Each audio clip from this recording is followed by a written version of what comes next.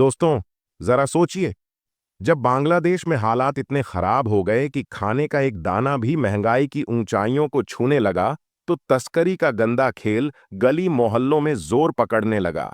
भारत से करीब 2 million ton से भी ज्यादा गेहूं और चावल तस्करी के जरिए बांग्लादेश पहुंचा। यह ऐसा ही है जैसे किसी के बैल के गले की घंटी चुराकर उसे बाजार में बेच दिया जाए।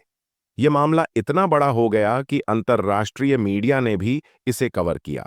भारतीय मीडिया ने इसे सुर्खियों में जगह दी और सवाल खड़ा हुआ, जब भारत ने इन खाद्य पदार्थों के निर्यात पर रोक लगाई थी, तो यह अनाज वहां तक कैसे पहुंचा?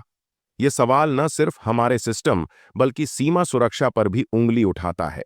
बांग्लादेश में अनाज की कीमतें बढ़ने के बाद ग्रे मार्केट ऑपरेटर्स ने भारत से माल खींचने की तरकीब निकाली। यहां से सस्ते अनाज की तस्करी हुई और बदले में बांग्लादेश से सोना भेजा गया। यह सोना ऐसा था जैसे सांप भी मर जाए और लाठी भी न टूटे। जानकारी के मुताबिक 2 मिलियन मीट्रिक टन से ज्यादा खाद्यान्न अब तक बांग्लादेश भेजा जा चुका है। इसके बदले बांग्लादेश से बड़े पैमाने पर सोने की तस्करी भारत में हो रही है। बीएसएफ की रिपोर्ट बताती है कि पिछले 1.5 साल में भारत बांग्लादेश सीमा पर सोने और चांदी की तस्करी का कुल मूल्य 1,000 करोड़ रुपए से भी ज्यादा हो गया है। यह सिलसिला भारत के घरेलू स्टॉक और किसानों के मुनाफे पर गहरी चोट कर रहा है। सोचने वाली बात यह है कि यह तस्करी सीमा पर गड़बड़ियों तक सीमित है या इसके पीछे कोई बड़ी साजिश है। अब बात करते हैं, आखिरकार ये तस्करी क्यों बढ़ी?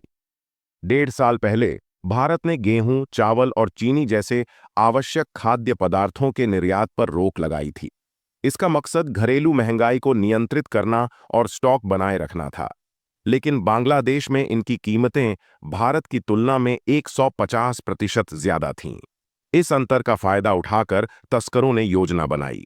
उन्होंने भारत से सस्ते खाद्यान्न को तस्करी के जरिए बांग्लादेश पहुंचाया और बदले में सोना भारत भेजा। बांग्लादेश को सस्ता अनाज और भारत को महंगे दामों का सोना। 2023 में करीब 156 टन सोना भारत में तस्करी के जरिए आया, जिसकी कुल कीमत लगभग $9 बिलियन थी। इसमें से 1/3 हिस्सा बांग्लादेश से आया। हालांकि बीएसएफ ने करीब 3,700-300 किलोग्राम अवैध सोना जब्त किया है, लेकिन असली संख्या इससे कहीं ज्यादा हो सकती है।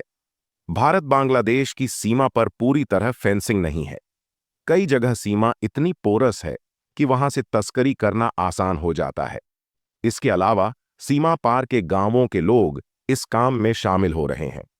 भारत ने हाल ही में बांग्लादेश को 50,000 टन चावल भेजा ताकि अच्छे रिश्ते बनाए जा सकें, लेकिन इसके बावजूद तस्करी का खेल रुकने का नाम नहीं ले रहा। सवाल उठता है, इस तस्करी को कैसे रोका जाए?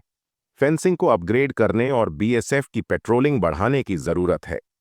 सीमावर्ती गांवों और समुदायों को इस समस्या के खिलाफ जागरूक करना जरूरी है। तस्करों और उनके नेटवर्क के खिलाफ सख्त कदम उठाए जाने चाहिए।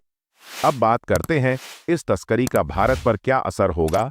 तस्करी न केवल भारत के घरेलू बाजार को नुकसान पहुंचा रही है, बल्कि किसानों को उनके उत्पाद का सही दाम भी नहीं मिल रहा। इसके अलावा सोने की तस्करी से भारत को हर साल 1.6 अरब डॉलर का टैक्स नुकसान हो रहा है। अब जानते हैं इसके आगे का रास्ता क्या होना चाहिए। भारत और बांग्लादेश के बीच आधिकारिक चैनल से व्यापार जारी है।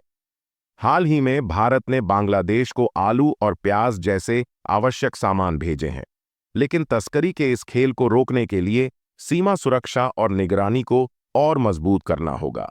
दोस्तों, ये समस्या जितनी साधारण लगती है, उतनी ही जटिल है।